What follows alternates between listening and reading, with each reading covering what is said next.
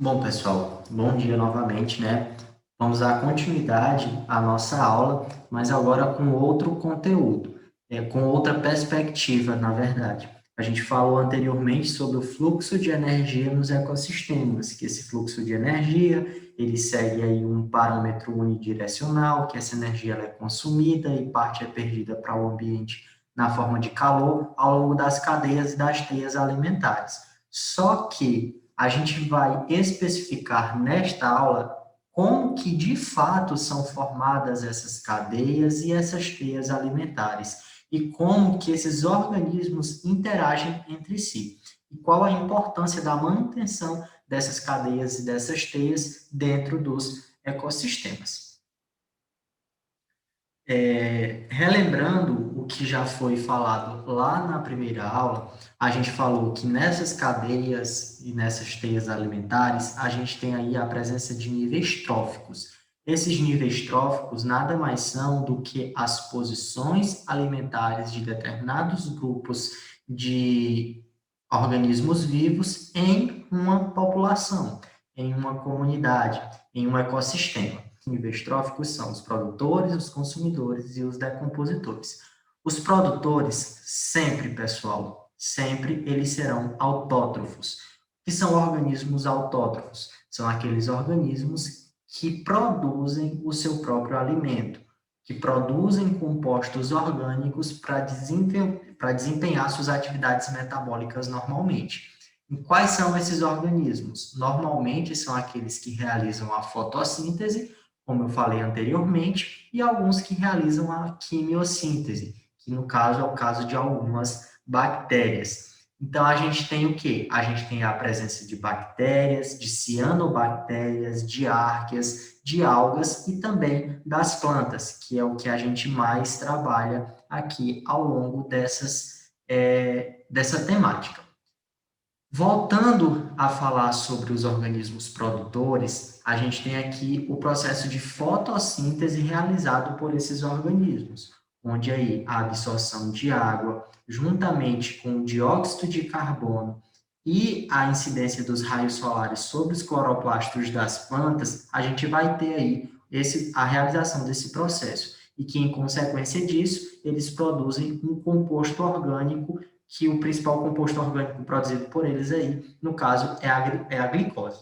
Esse composto orgânico ele é utilizado para desempenhar as atividades metabólicas desses organismos. E aí, o que foi que eu falei na última aula? Que parte desse composto é consumido pela própria planta e a outra parte é passada aí ao longo dessas cadeias e dessas teias alimentares.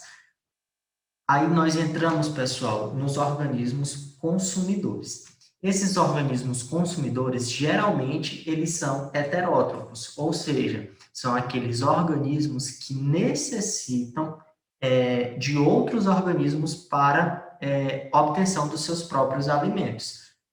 E quais seriam eles? Seriam aí os herbívoros, que são aqueles que se alimentam de vegetais, os carnívoros são aqueles que se alimentam de carnes, os onívoros, que se alimentam tanto de carne quanto de vegetais, os piscívoros, que são de peixes, os saprófagos, que são aqueles que se alimentam de fezes, os hematófagos, que se alimentam de sangue, e os detritívoros, que se alimentam de detritos que são deixados aí nos ambientes. Então, todos esses tipos de organismos vivos aqui são exemplos claros de consumidores, ou seja, aqueles organismos que precisam recorrer a outros organismos para adquirir esses nutrientes e essa energia necessária para se desenvolver. E aí, dentro dos decompositores, a gente tem principalmente aqui os fungos e as bactérias. E qual é a principal função desses organismos decompositores? É a reciclagem, pessoal. E o que seria essa reciclagem? A reciclagem nada mais é do que um processo onde ele vai decompor determinado composto orgânico, devolvendo para o ambiente os nutrientes que estavam previamente presentes aqui nele. No caso aqui, a gente tem um processo de decomposição.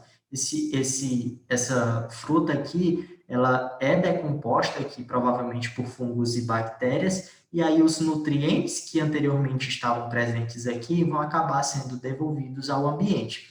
Aí, quando eles são devolvidos para o ambiente, os produtores vão lá e consomem novamente esses nutrientes e, consequentemente, realizam todo o ciclo novamente. Mas aí, pessoal, a gente entra especificamente nas cadeias alimentares. O que de fato são essas cadeias? Como que essas cadeias são formadas?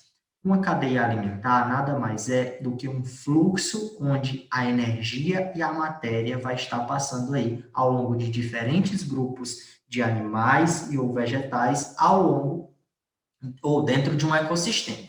Por exemplo, a gente tem aqui diferentes níveis tróficos. Tem o primeiro nível trófico, o segundo nível trófico, o terceiro nível trófico, o quarto, o quinto, e assim sucessivamente. O primeiro nível trófico, pessoal, sempre vai ser dos produtores.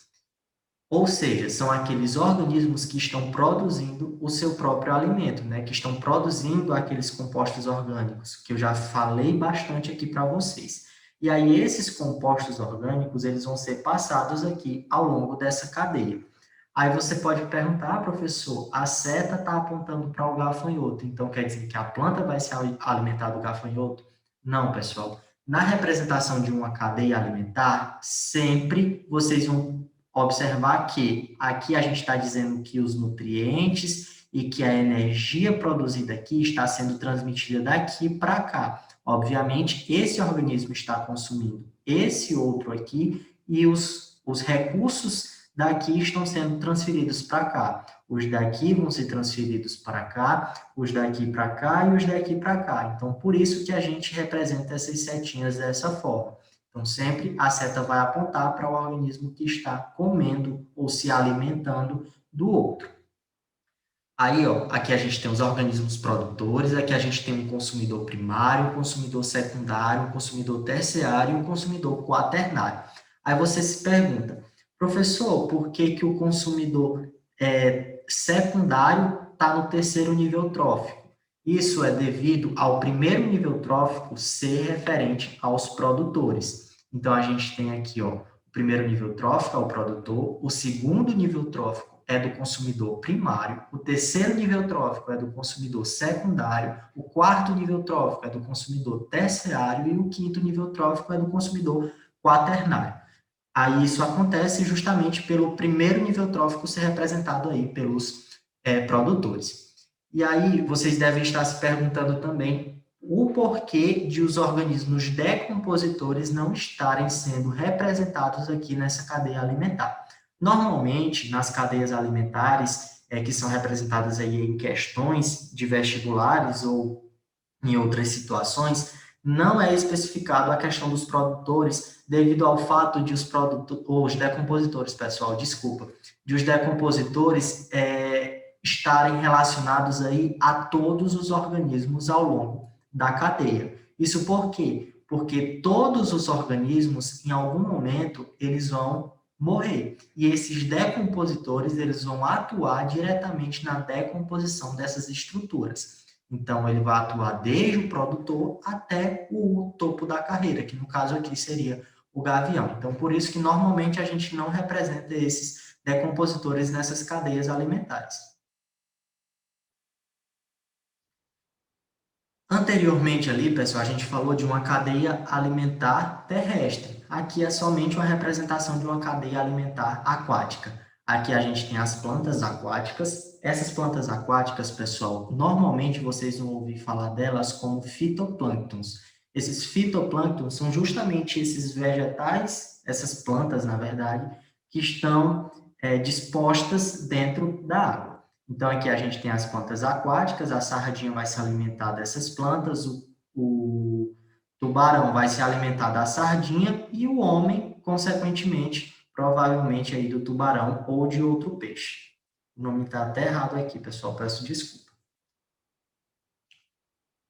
Aí aqui, outra representação também de uma cadeia alimentar aquática. A gente tem aqui os fitoplânctons, a gente tem aqui os zooplânctons. Zooplânctons são animais, só que bem pequenos. Aí esses zooplânctons vão se alimentar dos fitoplânctons.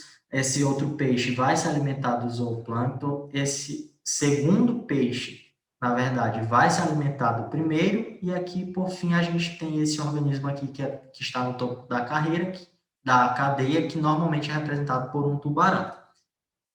E aí nós entramos, de fato, dentro das teias alimentares. Qual é a principal diferença de uma cadeia para uma teia alimentar? Na cadeia alimentar, o que vocês observam? Que a gente tem aqui um único fluxo e, principalmente, a gente tem apenas um representante de cada nível trófico. Ou seja, eu só tenho um produtor, eu só tenho um consumidor primário, eu só tenho um consumidor secundário, eu só tenho um consumidor terciário e eu só tenho um consumidor quaternário. Nas cadeias alimentares, por outro lado, a gente vai ter mais de um representante de cada grupo. Por exemplo, aqui eu tenho um produtor, aí eu já tenho um consumidor primário. Só que vocês podem observar que aqui eu também tenho outro consumidor primário. Então, eu já tenho dois ramos diferentes. Então, por isso que eu digo que é uma teia alimentar. Bom, pessoal, vocês podem observar aqui que nessas teias alimentares a gente tem diferentes fluxos ao longo dela. Por exemplo, a gente tem aqui um organismo produtor, um organismo consumidor primário e um organismo consumidor secundário. Já aqui a gente tem, por exemplo, um organismo produtor, consumidor primário, consumidor secundário, consumidor terciário.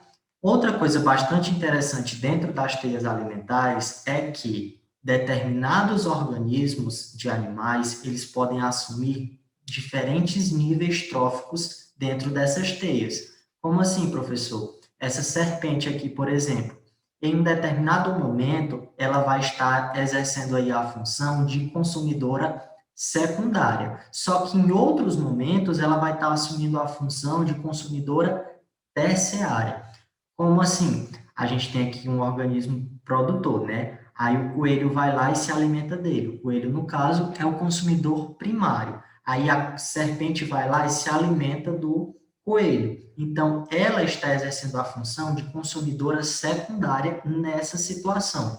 Nessa outra situação, por outro lado, a gente vai ter aqui o consumidor primário, que seriam esses insetos, o consumidor secundário, que seria o sapo, e o consumidor terciário, que seria a serpente. Então, essas são as principais informações das teias alimentares.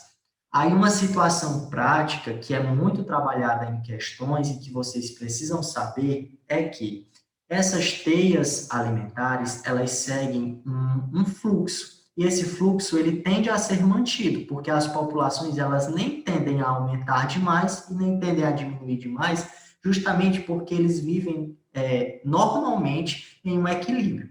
Só que, se eu inserir outro predador aqui que se alimenta também, por exemplo, do sapo, em grande escala do sapo, a população de sapos vai o quê? Vai diminuir, porque vai ter mais de um organismo consumindo esse sapo.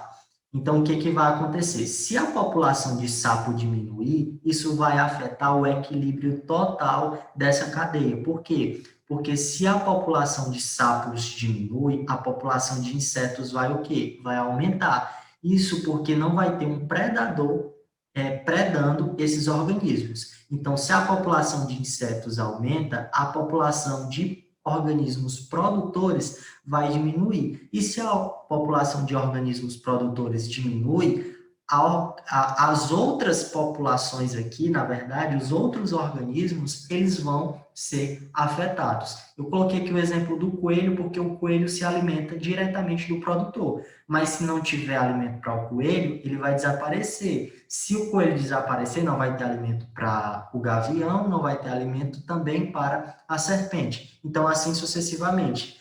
O que vocês precisam entender? Que esses organismos, eles vivem dentro desses ecossistemas, exercendo essas funções de cadeia e teias alimentares. E que, de certa forma, eles estão em equilíbrio. E que, se alguma coisa afeta esse equilíbrio, todas as populações, elas acabam sendo afetadas. Então, é isso, pessoal. Espero que tenham entendido.